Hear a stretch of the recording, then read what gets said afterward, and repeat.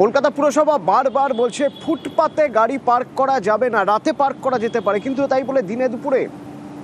আমরা যখন খুঁজতে বেরোলাম কলকাতার ফুটপাত কেমন, কি অবস্থায় আছে, দেখলাম দিনে দুপুরে কলকাতায় ফুটপাত চুরি হয়ে গেছে।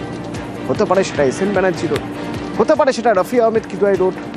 পুরসভার একেবারে নাকের ডগায় ফুটপাতে কোথাও গাড়ি পার্ক করা রয়েছে, কোথাও ফুটপাতেই রান্না হচ্ছে, কোথাও ফুটপাতে দড়ি টাঙিয়ে মেলা রয়েছে জামা কাপড়।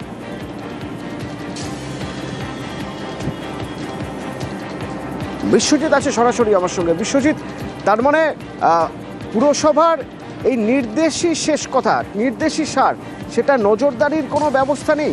ঘুরে কি চোখে পড়লো তোমার, ফুটপাতের কি অবস্থা কলকাতার?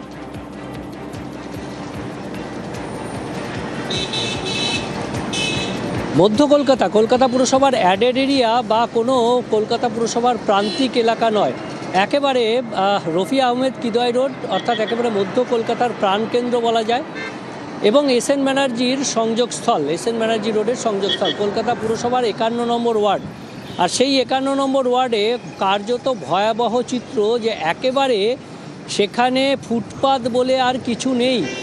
ফুটপাতের দুদিকে বন্ধ করে রীতিমতো সেখানে রান্না হচ্ছে, সেখানে বসবাস চলছে, এবং সেটা একদিন বা দুদিন নয়, দিনের পর দিন, বছর, মাসের পর মাস, বছরের পর বছর এরকমই তারা করে আসছেন বলে তাদের দাবি। অন্তত যারা সেখানে ফুটপাতে রয়েছেন বা ফুটপাতের আশেপাশে যারা রয়েছেন তারা সেরকমই জানাচ্ছেন যে কত বছর ধরে আছেন নিজেরাও জানেন না।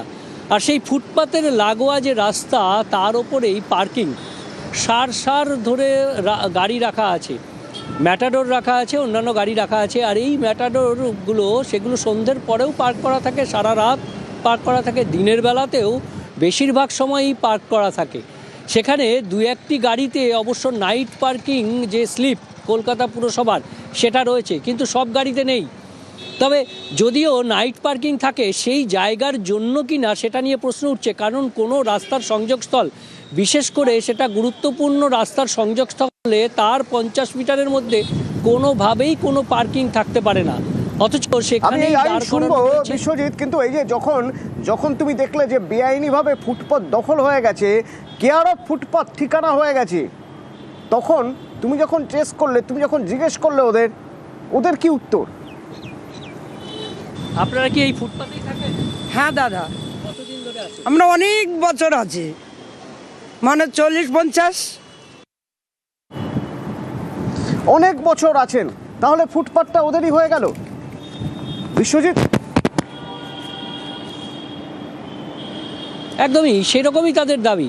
অর্থাৎ সেই জায়গায় যেন তাদের অধিকার জন্মে গেছে, এবং ফুটপাত সেটা চলাচলের জন্য নয়, এখন তাদের বাসস্থান হিসেবেই তারা দেখছেন, এবং সেটাকে দুদিক থেকে বন্ধ করে সেখানে বাস করা হচ্ছে দীর্ঘদিন ধরে। সেই অবস্থাতেই পড়ে রয়েছে, নজরের বাইরে, অর্থাৎ সেখানে কোনো নজরদারি নেই, এবং সেই ফুটপাতের মধ্যেই রান্না, খাওয়া, বাসস্থান, অর্থাৎ সব কিছু সেই ফুটপাতের মধ্যেই।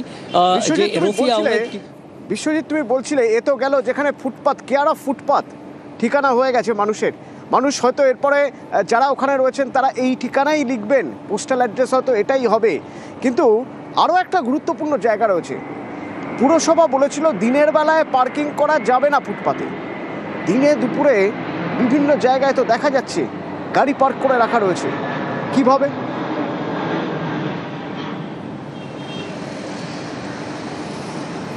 একদমই, বেশ কিছু জায়গাতে ফুটপাতে গাড়ি পার্কিং থাকে, তবে এই জায়গাতে ফুটপাত তো দখল হয়ে গেছে। কাজেই ফুটপাতের পরে যে ব্ল্যাকটপ রয়েছে, সেই ব্ল্যাকটপের ওপরই গাড়ি পার্কিং করা রয়েছে। অবশ্যই নাইট পার্কিং হলে তার একটা স্লিপ থাকবে এবং নির্দিষ্ট জায়গা থাকবে। কোনোভাবেই সংযোগ, যে মেন রোডের যে সংযোগস্থল, যে ক্রসিং, এসএন ব্যানার্জির মতো গুরুত্বপূর্ণ রোড এবং রফি আহমেদের মতো গুরুত্বপূর্ণ রোড, এই দুই রোডের সংযোগস্থলে কোনোভাবেই 50 মিটারের মধ্যে গাড়ি পার্কিং করা যায় না, এবং সেখানেই দেখা যাচ্ছে গাড়িগুলো পার্ক করা রয়েছে, এবং সেখানে দু একটা গাড়িতে নাইট পার্কিং থাকলেও বাকি গাড়িতে কোনো স্লিপ নেই। এবং আমরা পুরসভা থেকে খবর নিয়েছি যে ওই জায়গায় নাইট পার্কিং, অর্থাৎ এই একদম সংযোগস্থলের আশেপাশে কোথাও ওরকম পার্কিং দেওয়া হয়নি। তাহলে কিভাবে? এবং সেইটা নিয়ে যখন আমরা ছবি করতে যাই, রীতিমতো তাদের দাবি এবং আমাদের উপর রীতিমতো হামলা অর্থাৎ হুমকি সেই সময়ের ছবি একটু দেখবো, বিশ্বজিৎ সঙ্গে দেখো, সেই সময়ের ছবি একটু দেখবো। হ্যাঁ, আমাদের পার্কিং আছে, নাইট পার্কিং আছে। নাইট পার্কিং তো দিনের বেলা থাকে না, আছে পার্কিং, আপনি বন্ধ করেন না।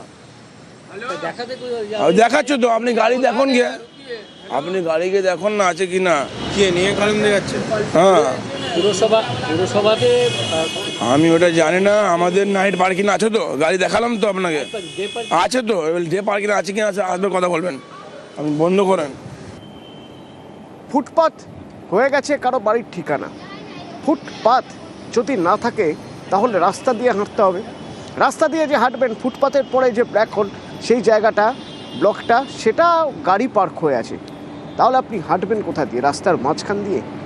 রাস্তায় হাঁটতে গেলে যে কত অসুবিধা হচ্ছে শুনুন। ফুটপাথ দিয়ে তো কে চলে লোক, ও যে ফুটপাথ, এ ফুটপাথ কই যায় মানুষ আপনার সুবিধা করলে চলে যায়। না না, যাওয়া যাবে না। এখানকার লোককে জিজ্ঞেস করবেন যেখানে বাস করে। এখানেই শেষ নয়, এ তো দিনের বেলার ছবি।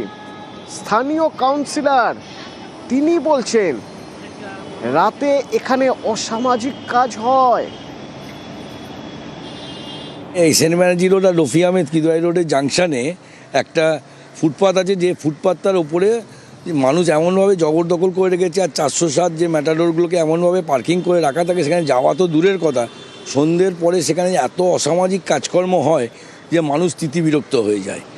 আমি সেই জন্য অধিবেশনে একটা প্রস্তাব দিয়েছিলাম যে ওই জায়গাটাকে যদি দখলমুক্ত করে একটা পাবলিক টয়লেট করা যায়।